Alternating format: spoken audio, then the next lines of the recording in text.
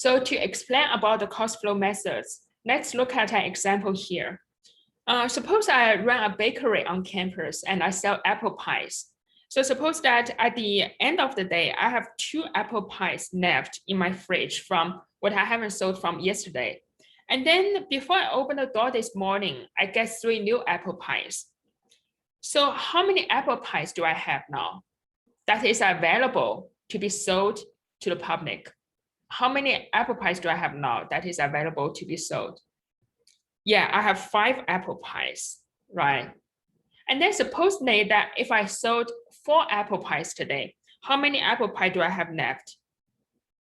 So I have 1 left. So the cost associated with this 2 apple pie, the beginning, that is my beginning inventory. The cost associated with this, that is the cost of the beginning inventory. And the cost associated with this purchase is my purchase. So those 2 together, the cost associated with these 5 apple pies, that is the cost of goods available for sale. And then if I have sold 4 apple pies, the cost associated with these 4 apple pies that I have sold, that is the cost of goods sold. And the cost associated with this, the 1 apple pie that I have not sold, that is my ending inventory. That is the cost of my ending inventory. So this is the cost of ending inventory. So supposedly the 2 apple pies I have from yesterday, that is my beginning inventory. I purchased them at $20 each. So what is the cost of my beginning inventory? That's $40, right? Suppose that today I purchased these 3 new apple pies at $30 each. So what is my purchase? My purchase is $90. So what is my cost of goods available for sale? So what is the cost associated with these 5 apple pies? So that's 40 plus 90. So that's $130. And then if I have sold 4 apple pies, what is my cost of goods sold? So it depends on the assumption I make. Supposedly, if I'm making the assumption that these 4 apple pies, that is from my last purchase. So in other words, I'm using a first, so supposedly the assumption here is those 4 apple pies, those are from my beginning purchase. Or in other words, I'm making the assumption of first in, first out. So the first out are the first in. So first, I'm using the pies from yesterday. So which, so for the first 2 apple pies I sold, those are the apple pies from yesterday. So those are 20 multiplied by 2. Those are the cost of those 2 apple pies.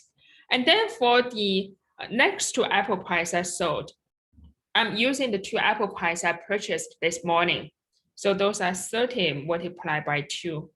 So it can be $100. So this is the first way.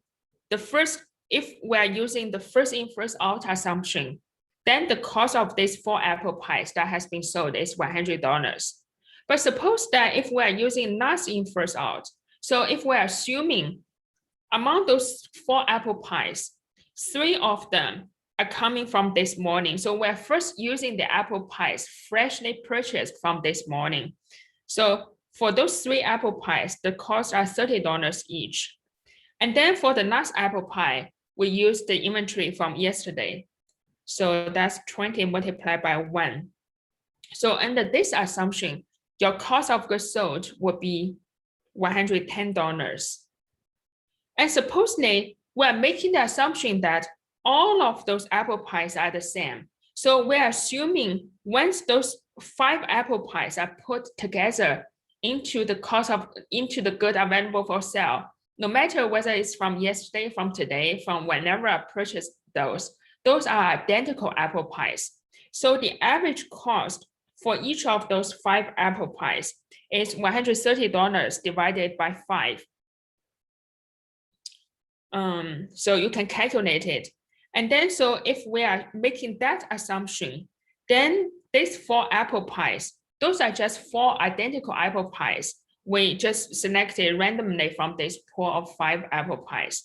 So that is the cost for those 4 apple pies should be $130 divided by 5 multiplied by 4. So that gives you $104. So this is under the average cost assumption. And this is for cost of goods sold. So as you can see here that for how do we determine the cost of goods sold, it actually depends on the assumption we are making here. And then for the remaining inventory, so the same here, depending on our assumption here. So if we are using first in, first out assumption, first in, first out, so the 1 apple pie that has that we have left must be the last apple pie that we purchased today. So that should be $30, and that's only 1 apple pie. So the cost is $30. If we are using the last in, first out assumption, last in, first out, so those has already gone.